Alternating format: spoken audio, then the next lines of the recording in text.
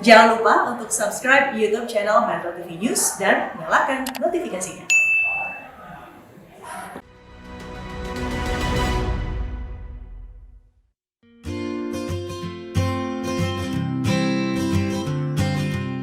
Profesor Dr. Juli Susanti, lebih dikenal dengan nama Dr. Sulianti Saroso, lahir 10 Mei 1917 di Karangasem, Bali. Nama belakang didapatkannya dari sang suami, Saroso Wirodiharjo, seorang ekonom dan kolumnis. Sulianti Saroso adalah lulusan Sekolah Tinggi Kedokteran Geneeskundige Hogeschool Batavia. Sul muda lulus pada 1942 dan bekerja sebagai dokter pada Sentrale Burgerlijke Ziekenhuis yang sekarang menjadi Rumah Sakit Cipto Mangunkusumo. Tahun 1951 hingga 1961, ia menjabat beberapa jabatan penting di Kementerian Kesehatan. Tahun 1967 hingga tahun 1975, Sul diangkat menjadi Direktur Jenderal Pencegahan, Pemberantasan dan Pembasmian Penyakit Menular P4M, sekaligus merangkap Ketua Lembaga Riset Kesehatan Nasional. Dan di tahun 1978, ia didaulat menjadi staf ahli Menteri Kesehatan dan pensiun pada 31 Desember 1987. Sulianti Saroso adalah tokoh penggagas keluarga berencana.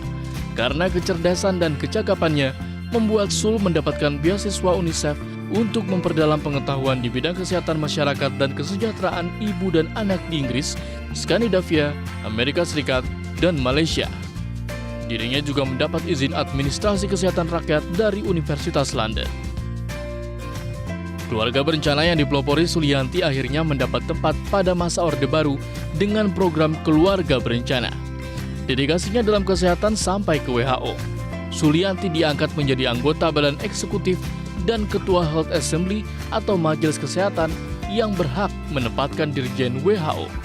Selama 25 tahun pertama WHO, hanya ada 2 perempuan terpilih sebagai Presiden Majelis Kesehatan Dunia, yaitu Raj Kumari Amrit Kaur dari India dan Juli Sulianti Saroso dari Indonesia.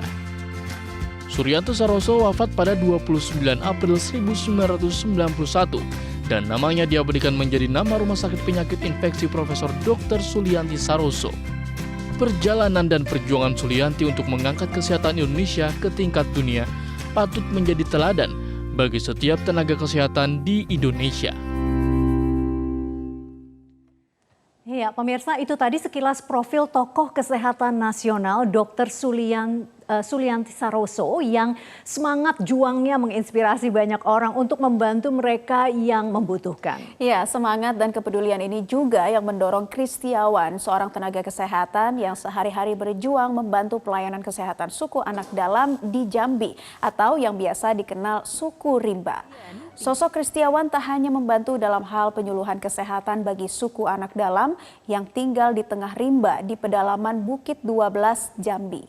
Lelaki kelahiran Semarang Februari 1983 ini juga tak jarang harus melakukan tindakan medis saat dibutuhkan. Untuk mengunjungi pasiennya, Kristiawan harus menyusuri belantara Taman Nasional Bukit 12 dengan sepeda motor trailnya. Tak jarang ia harus berjalan kaki menembus hutan selama berjam-jam untuk sampai ke lokasi pasiennya. Berbekal ransel berisi obat-obatan dan peralatan medis sederhana, Kristiawan keluar masuk hutan untuk memberikan pelayanan kesehatan pada suku anak dalam. Selama ini, salah satu suku terasing yang masih hidup di dalam kawasan hutan mengandalkan ramuan dari tumbuh-tumbuhan untuk mengobati penyakit. Namun seiring maraknya pembukaan hutan, berbagai tanaman dan tumbuhan tersebut hilang. Penebangan liar dan pembukaan lahan juga menyebabkan suku ini kehilangan sumber pangan dan lebih mudah terekspos berbagai macam penyakit.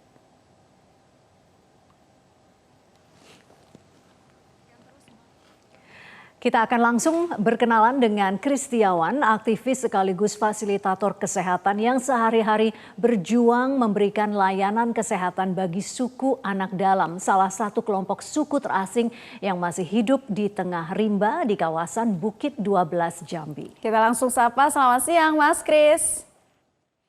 Selamat siang Mbak Nela, Mbak Vivi.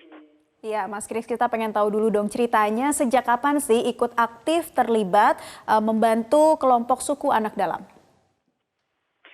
Ya, saya tergabung di satu organisasi di Jambi ya, itu KKI Warsi, itu sejak tahun 2008 waktu itu. Dan selama 10 tahun saya berkecimpung di situ, artinya memang keluar masuk hutan, ketemu dengan mereka untuk mengedukasi mereka mengenai tentang kesehatan ya. Jadi kita tidak mengganti mereka untuk masuk kemudian tidak, tetapi kita mencoba mengenalkan alternatif pengobatan baru ketika memang obat di sekitar mereka sudah mulai punah seperti itu, Mbak. Oke, nah proses pendekatannya seperti apa nih Mas Kris? Mengingat kelompok suku anak dalam ini kan menolak orang asing yang masuk ke kelompok mereka. Ini seperti apa nih kemudian pendekatannya hingga akhirnya bisa diterima? Ya, pada awalnya sangat susah pendekatannya, karena pertama kan kendala soal bahasa ya, artinya kan mereka menggunakan bahasa tradisional yang memang bagi saya yang baru mengenal mereka sangat sulit mengenal itu. Tetapi lambat laun ketika saya menemukan di situ kasus kematian, ada kasus kesakitan gitu kan, saya baru bisa masuk ke mereka melalui edukasi. Oh ini sakitnya seperti ini kalau kami di orang luar. Nah apakah kamu mau saya ajak keluar berobat untuk mencoba pengobatan seperti ini gitu. Karena mereka mayoritas itu kan masih kuat ya dengan obat mereka, dengan keyakinan mereka gitu. Jadi biasanya kita masuk ke mereka itu ya sesuai dengan kasus yang terjadi di mereka, kemudian baru mereka akan mau mengikuti seperti arahan kita gitu. Itu yang kita lakukan selama ini. Oke, Mas Kris, biasanya selama 10 tahun ini ya, masalah kesehatan utama apa yang dihadapi saudara-saudara kita suku anak dalam ini? Yang pasti mereka punya masalah sangat vital kan soal makan sebetulnya. Jadi ketika hutan sudah berubah menjadi area industri dan perkebunan ya, mereka kesulitan mencari hutan karena mencari makanan ya, karena mereka kan basic utamanya itu adalah berburu dan meramu. Nah ketika hutan sudah tidak ada, mereka agak sulit sebenarnya beradaptasi dengan kondisi yang baru ini. Nah dari situ mulai muncullah fenomena lain seperti punya penyakit baru kayak diare, kayak demam, itu sudah umum di mereka. Kalau bagi kita kayak penyakit flu, batuk biasa ya, tidak terlalu harus ke rumah sakit ya. Tapi bagi mereka, saya ketemu 2-3 kali ya kasus kematian beruntun karena masalah itu. Jadi ada yang langsung diare, meninggal 2-3 gitu. Dan mereka kurang paham. Dulu kami minum air kan tidak direbus, tidak masalah ya. Tapi sekarang kami minum air langsung kok jadi diare, terus ada yang meninggal. Jadi seperti itu Mbak. Jadi kayak kita penyakit utamanya ya. Karena memang hari ini interaksi mereka dengan orang luar sudah sangat tinggi sekali. Ketika hutan sudah mulai berkurang, sehingga interaksi mereka dengan orang luar sangat tinggi. Artinya ada transfer penyakit dari orang luar ke mereka. Nah ini yang paling krusial hari ini ya. Dan kalau dilihat dari orang rimba yang hari ini mendapat imunisasi, saya pikir masih sekitar 10-20%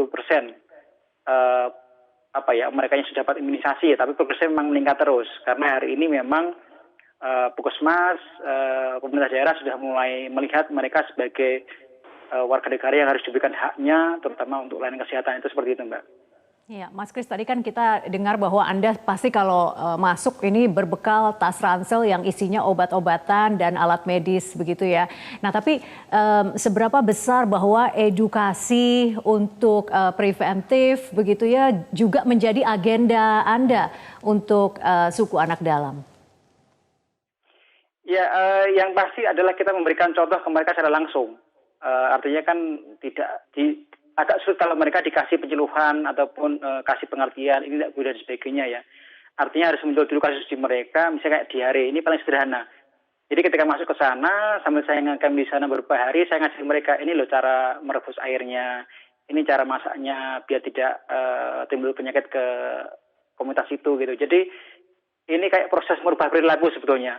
Kalau mereka dikasih tahu ya mungkin ya dengar sekarang, besok lupa ya. Tapi kalau kita ingin merubah perilaku itu memang harus setiap hari kita ajari mereka, setiap hari kita harus kasih pengertian kenapa seperti ini, kenapa seperti ini gitu. Jadi ibaratnya kayak kita ngajari orang masuk ke dunia baru ya. Karena sebelumnya mereka sangat alami, mereka bisa sangat nyaman bersandingan dengan alam, tetapi ketika alam sudah berubah, mereka menjadi orang atau kelompok paling rentan terkena dampak dari perubahan ini. Nah, itu yang mau kita edukasi ke mereka. Mas Kris, Jadi memang selain harus imunisasi tadi ya, apalagi ya mungkin dukungan yang diberikan pemerintah daerah setempat untuk kesehatan bagi kelompok suku anak dalam di sana. Mungkinkah layanan kesehatan akan jaraknya diperdekat begitu untuk dapat mengakses mereka? Ya, jadi memang tahap awalnya kan kita punya 2 tantangan ya. Yang pertama dari Yankes sendiri, bagaimana sebagian besar di sekitar orang rimba itu mereka masih sifatnya menunggu, artinya belum berkunjung ke komunitas. Yang kedua tantangan dari komunitas juga, artinya mereka belum menerima sepenuhnya pengobatan modern. Nah, ini kan dua tantangan di 2 sisi yang harus mereka dihubungkan ya. Nah, di sini kami sudah mendesain satu pelayanan mobile, artinya karena orang rimba masih berpindah-pindah, kita buat jadwal. Oke, tanggal sekian, hari sekian, nanti berapa malam lagi ketemu di sini, nanti ada orang puskesmas. Jadi kita mulai belajar kayak gitu, Mbak. Jadi kita mengajak orang puskesmas datang ke lokasi mereka, bukan rumah ya, karena mereka kan sifatnya kan berbeda-beda di hutan ya. Artinya kita buat kesepakatan satu lokasi, dan saya mendampingi orang puskesmas untuk bahasanya orang rimba dan juga mendampingi orang rimba untuk yakin bahwa ini juga membantu mereka. Ini soal trust yang mau dibangun di kedua belah pihak atas tantangan tersebut. Mas Kris, sudah 10 tahun memberikan pelayanan kesehatan dan perhatian untuk suku anak dalam ya. Apa pengalaman yang paling membekas di hati Anda?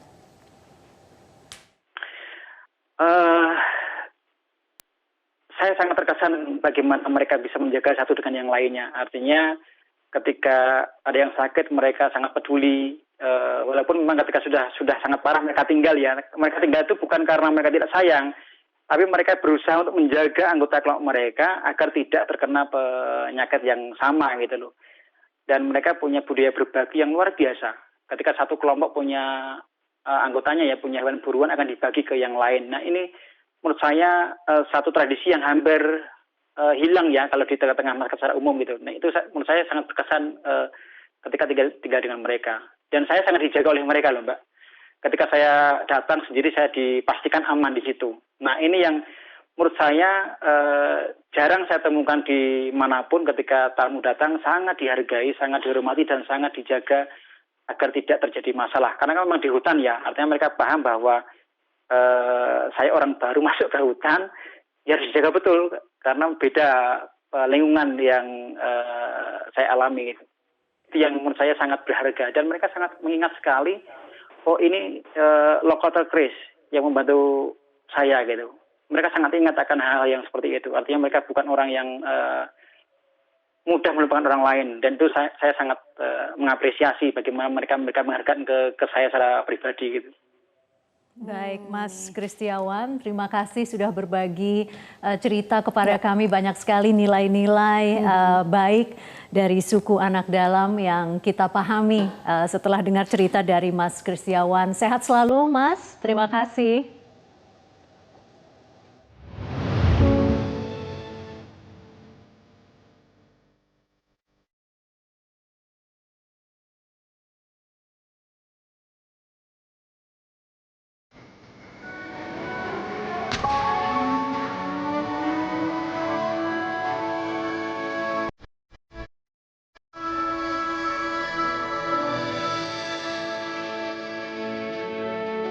Kepada Sang Merah Putih, hormat senjata!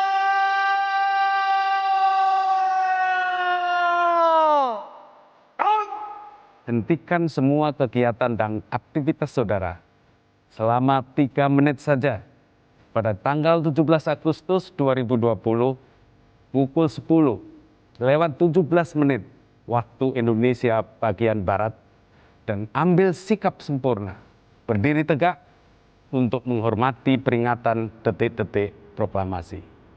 Dirgahayu Republik Indonesia, 75 tahun Indonesia maju.